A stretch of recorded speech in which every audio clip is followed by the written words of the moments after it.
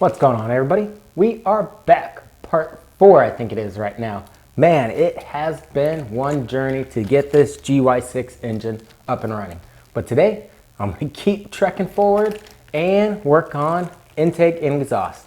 That's right, this is what I was waiting for this week. Intake studs, crush washer for my exhaust, and some, I guess, studs for the exhaust and the intake, and the bolts for the exhaust. Holy smokes. Do I need to replace all of them? Not really. I had one stuck that I needed, but I figured why not place them all while I'm doing this project. So, without too much going into it, let's just get started, try and get this done, and power through it. Now for a quick view of what we're going to be working on today on the bench before we have limited area to see is going to be this part. It's going to be the head. This is going to be the front facing out towards the engine. We got the intake carburetor up top and the exhaust down on the bottom that runs out. So up top we have these two studs. This is the one that was stuck, and another one goes right in here. If you're installing them for yourself, you can see the long part is going to be on top, and there's going to be a shorter thread that goes on the bottom. Same thing with the exhaust on the other side. Short side goes into the head and the long side sticks out. And right here, if you notice, is going to be the crush washer for the exhaust. If I can pick at this, might be able to get this out to show you, but it basically goes right in here and sits right on top of the exhaust, and it crushes right in there, and it makes sure you have a good exhaust seal. So as demonstrated on the bench, I got a longer thread, shorter thread. Short thread is going to get threaded into the head. And these are going in really nice and easy. And the second one, just right here.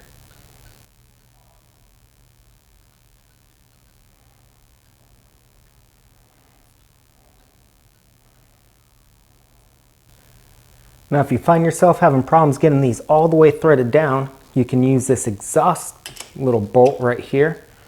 Run it all the way down till it's tight, and just very gently run these down all the way till they bottom out.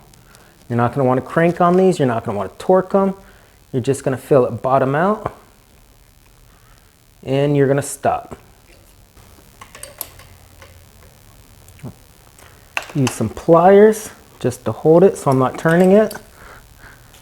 Take this one off and use this bolt for the other one just to run it down.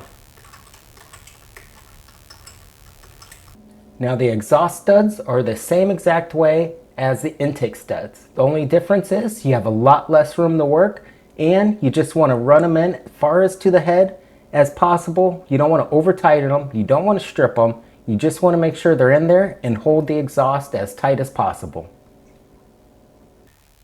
Now after those two bottom exhaust studs get put in, next comes this plastic shroud.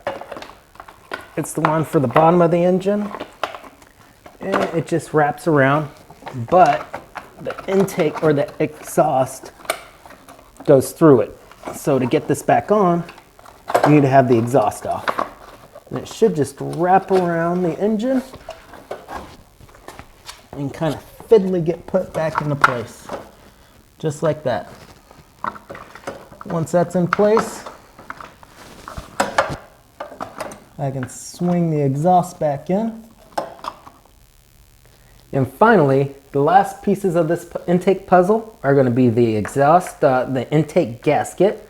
We're going to have this boot on here, and we have the two nuts. So thankfully, I got my new piece right here that I was waiting on. The last one was crushed. And after the spacer, this boot goes on. This is what holds the carburetor onto the intake. And this one has just one port, so that's going to hook up to the actual carburetor. And that's going to be my vacuum line. And that just comes right over top, on top of the spacer. And last but not least, 1 and 2. And these are going to hold them all together. They're going to be hand tight, no need to torque these down. That's why we have the specific gaskets and that plastic spacer. You want to make sure you don't bugger it up like this one is. So if it starts cross-threading, take it off, and try again. And there we go. Didn't seem like a lot, but it was a lot of fiddly parts getting these back together. But the exhaust is taken care of, the shroud is back on, the intake is all taken care of, all snugged up. All I need is a new carburetor on it. I'll tighten the valves, hosing, and this project should be done. Hopefully by next week, I'll be able to start her up. Insert the battery, check the wiring, tighten up the bolts, make sure everything's good, and that should be it. This has been one hell of a project, but as I said, that's what happens. You start with one thing, you have to replace another thing, you keep going down the line, but hopefully you get it done. But it looks like that is enough time for today. We're gonna finish it up next week and hopefully fire this thing up. So thank you very much for watching. I appreciate everything you do for the channel. And as always, I mean it straight from the heart.